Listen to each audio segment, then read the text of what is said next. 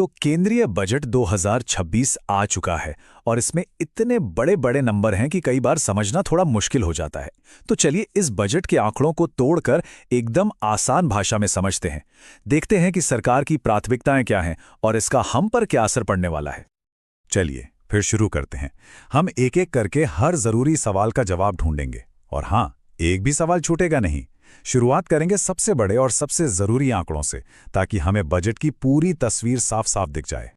किसी भी बजट को समझने का सबसे पहला स्टेप होता है उसका टोटल साइज जानना। तो आइए सबसे पहले बजट की बड़ी तस्वीर पर ही एक नजर डालते हैं। तो सबसे पहला और सबसे बेसिक सवाल, सरकार इस साल कुल कितना खर्च करने की योजना बना रही है? और जवाब है लगभग 53.5 लाख करोड़ रुपए।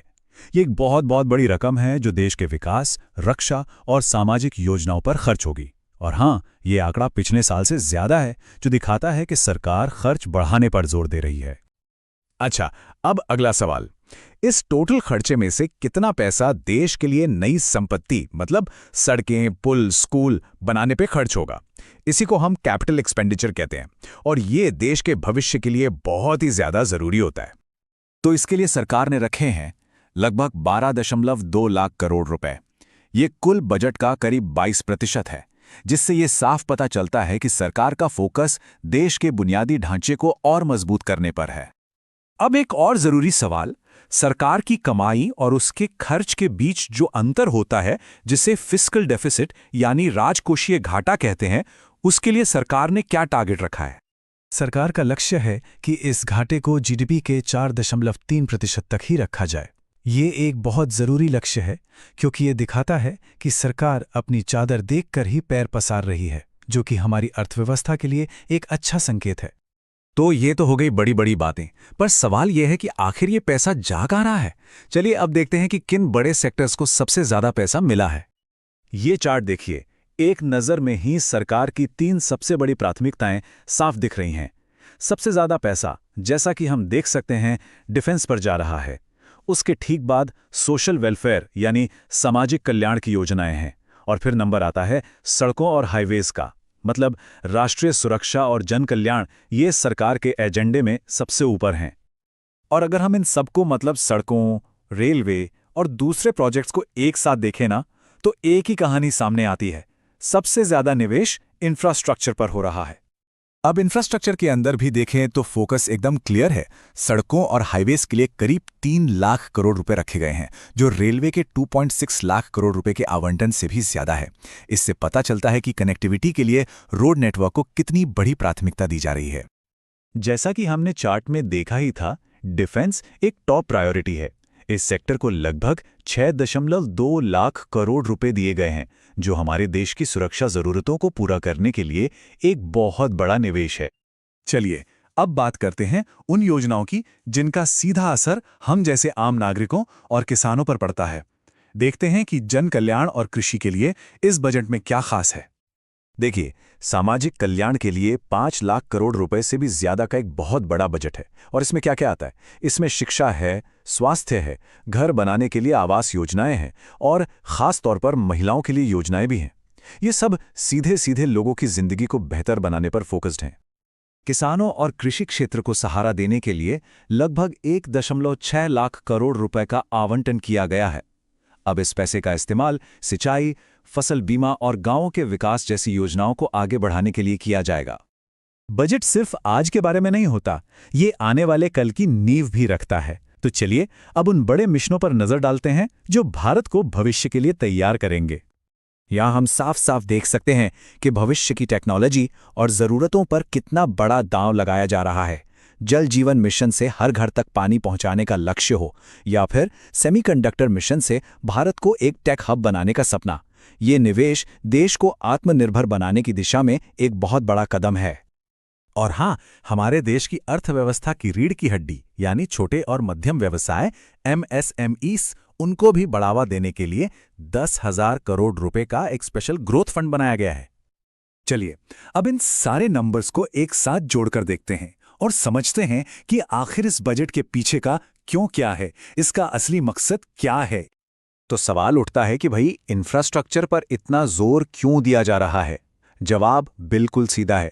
जब सड़कें, बंदरगाह और फैक्ट्रियां बनती हैं तो सिर्फ स्टील सीमेंट इंडस्ट्री को ही फायदा नहीं होता, बल्कि बड़े पैमाने पर नौकरियां भी पैदा होती हैं, जिससे आर्थिक विकास को रफ्तार मिलती है। और यहीं पर हमें इस बजट का मूल दर्शन, इसकी कोर फिलॉसफी समझ में आती है। देश की आर्थिक सेहत का ध्यान रखते हुए विकास की रफ्तार को आगे बढ़ाना, मतलब वित्तीय अनुशासन के साथ विकास।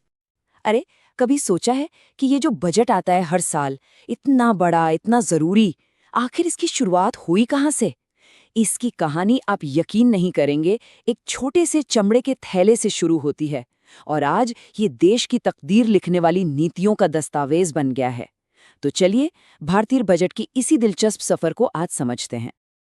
अच्छा, ये बात बड़ी मजेदार है कि बजट जैसा भारी भरकम शब्द आया कहाँ से?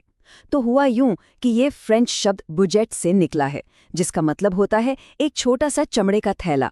पुराने जमाने में जो वित्त मंत्री होते थे, वो अपने सारे जरूरी कागजात इसी थैले में लेकर आते थे।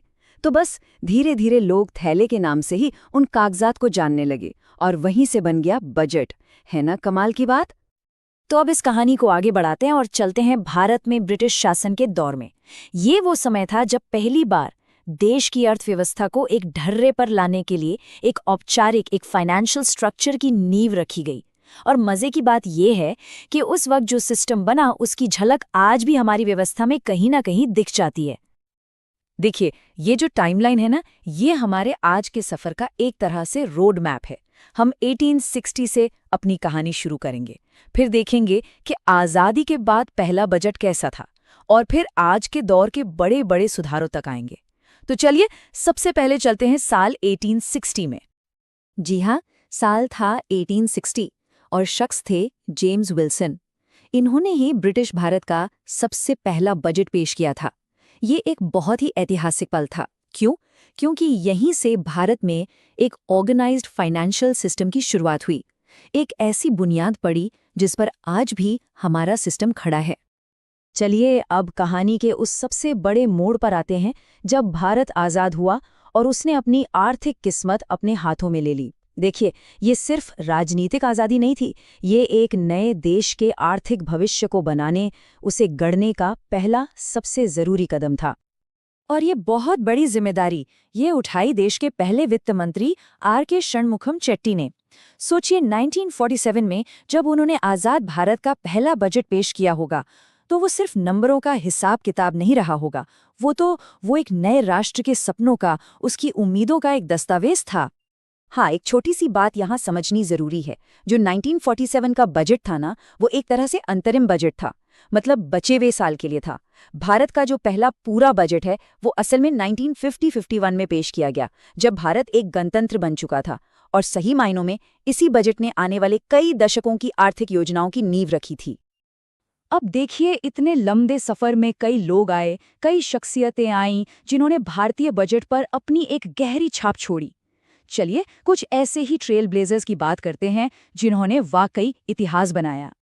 इस लिस्ट में सबसे पहला जिक्र तो इंदिरा गांधी का आता है, जो बनी देश की पहली महिला वित्त मंत्री। उन्होंने इस भूमिका में आकर महिलाओं के लिए नए रास्ते खोले। और फिर एक और नाम है मोरारजी देसाई का, जिनके नाम सबसे ज्यादा बार, जी हाँ, पूरे 10 बार बजट पेश करने का अनोखा रिकॉर्ड है। जाहिर सी बात है, जैसे जैसे देश बदला, वैसे वैसे बजट भी बदलता गया। समय के साथ देश की जरूरतों के हिसाब से इसमें लगातार सुधार होते रहे। और अगर हम हाल के कुछ सालों को देखें, तो कुछ बहुत ही बड़े और बुनियादी बदलाव हमें देखने को मिले हैं। और वो बड़ा बदलाव आया साल 2017 में। ये साल भारतीय बजट के इतिहास में एक और बड़ा टर्निंग पॉइंट लेकर आया। इस साल एक ऐसा स्ट्रक्चरल रिफॉर्म हुआ, एक ऐसा सुधार हुआ, जिसने बजट पेश करने के दशकों पुराने तरीके को ही पूरी तरह से बदल कर रख दिया। तो बदलाव क्या था? देखिए, 2017 से पहले बजट 2 हिस्सों में आता था। एक था प्लान और दूसरा नॉन प्लान। अब प्लान बजट में क्या था? नई योजनाएं, जैसे कि कहीं सड़क बननी है, कोई स्कूल बनना है, उसका खर्च। और नॉन प्लान में रोजमर्रा के खर्चे, जैसे सैलरी देनी है, सब्सिडी देनी है। 2017 में इस पूरे सिस्टम को ही खत्म कर दिया गया और एक सिंगल यूनिफाइड बजट लाने की शुरुआत हुई। ऐसा क्यों किया गया? ताकि खर्च का जो हिसाब किताब है, वो और आसान हो जाए और उसमें ज्यादा ट्रांसपेरेंसी आ सके। और आखिर में यही बात हमें बजट के असली मतलब तक ले जाती है। ये सिर्फ कितना आया कितना गया का हिसाब नहीं है। नहीं, ये तो एक बहुत बड़ा औजार है, एक इंस्ट्रूमेंट है जिससे देश की आर्थिक और सामाजिक दिशा तय होती है। एक ऐसा दस्तावेज जो करोड़ों लोगों की जिंदगी पर सीधा असर डालता है।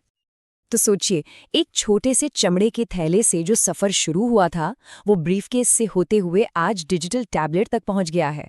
160 से भी ज्यादा सालों में बजट ने एक बहुत लंबा रास्ता तय किया है। तो ये सोचना वाकई दिलचस्प है कि इसका अगला पड़ाव क्या होगा। क्या भविष्य में बजट पूरी तरह से रियल टाइम हो जाएगा?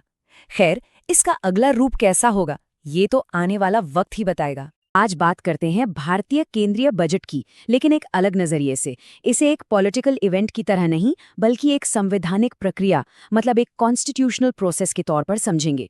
ये बेसिकली नियमों और कानूनों का वो ढांचा है जो हमारे देश के पूरे फाइनेंस को कंट्रोल करता है। तो सबसे पहला और सबसे बुनियादी सवाल यही उठता है कि आखिर सरकार को पैसा खर्च करने की पावर मिलती कहाँ से है। इसी सवाल का जवाब ढूंढते ढूंढते हम उन सारे कानूनी और संवैधानिक नियमों को समझ जाएंगे जो पब्लिक फाइनेंस को, यानी सरकारी खजाने को चलाते हैं। तो हमारा ये सफर इन 4 हिस्सों में बटा होगा। सबसे पहले देखेंगे बजट का ब्लूप्रिंट, फिर संसदीय अखाड़े में क्या होता है, उसके बाद फाइनेंशियल मशीनरी कैसे काम करती है, और आखिर में हम लोकतंत्र की वित्तीय धड़कन यानी इसके कोर प्रिंसिपल को समझेंगे। तो चलिए शुरू करते हैं पहले हिस्से से, बजट का खाका, संवैधानिक आधार। मतलब प्रोसेस में जाने से पहले आइए उन फंडामेंटल लॉज को समझते हैं जिनकी वजह से बजट मुमकिन हो पाता है। तो अब अगला सवाल है, केंद्रीय बजट किस अनुच्छेद के अंतर्गत आता है? इसका जवाब है आर्टिकल 112। हाँ, तो ये आर्टिकल 112 सरकार के लिए ये जरूरी बना देता है कि वो हर एक साल संसद के सामने अपनी अनुमानित आमदनी और खर्च का पूरा लेखा जोखा रखे। और एक मजेदार बात यह है कि हमारे संविधान में कहीं भी बजट शब्द का इस्तेमाल ही नहीं हुआ है। कॉन्स्टिट्यूशनली इसका ऑफिशियल नाम है एनुअल फाइनेंशियल स्टेटमेंट या वार्षिक वित्तीय विवरण। अब अगला सवाल है, बजट किस प्रकार का विधेयक है? अच्छा, तो ये जो एनुअल फाइनेंशियल स्टेटमेंट है, ये संसद में एक खास तरह के बिल के रूप में पेश होता है। इसे कहते हैं मनी बिल, यानी धन विधेयक।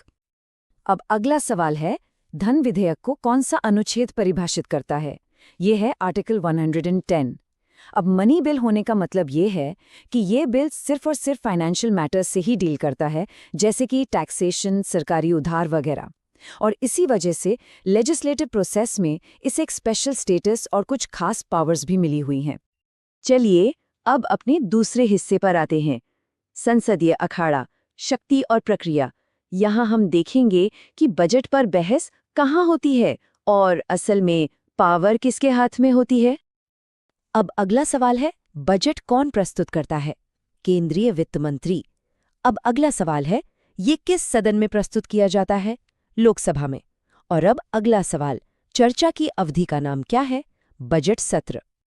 तो अब अगला सवाल, बजट पास करने की अंतिम शक्ति किसके पास है? जवाब है लोकसभा। अगला सवाल, क्या राज्यसभा बजट को खारिज कर सकती है?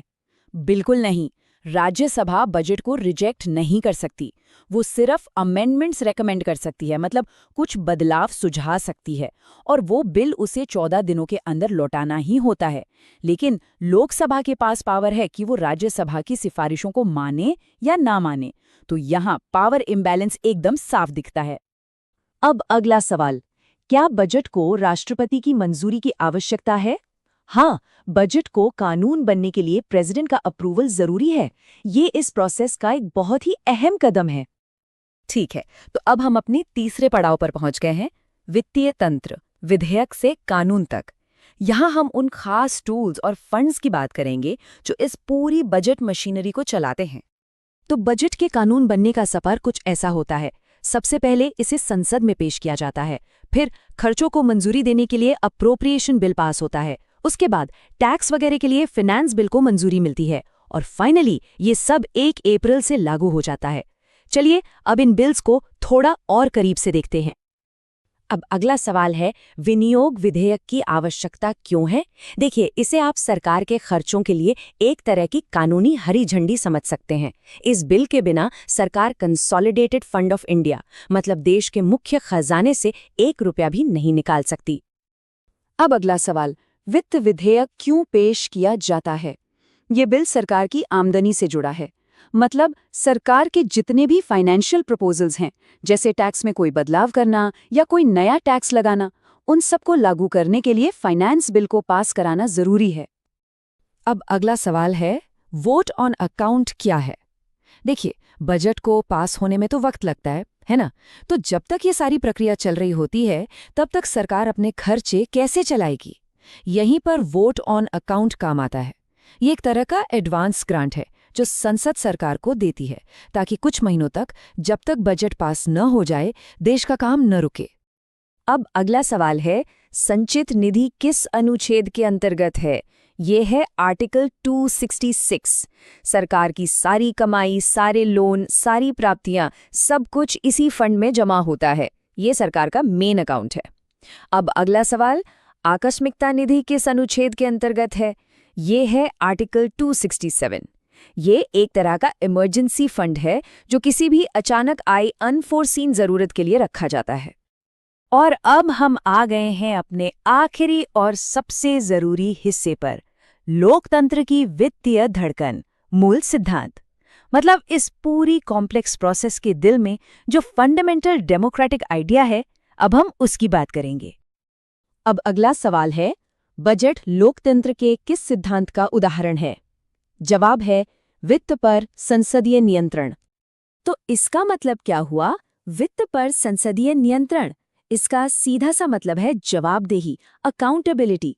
मतलब टैक्स लगाने और पैसा खर्च करने की पावर सिर्फ सरकार के हाथ में नहीं है, बल्कि लोगों के चुने हुए प्रतिनिधियों के हाथ में है, संसद के हाथ में है।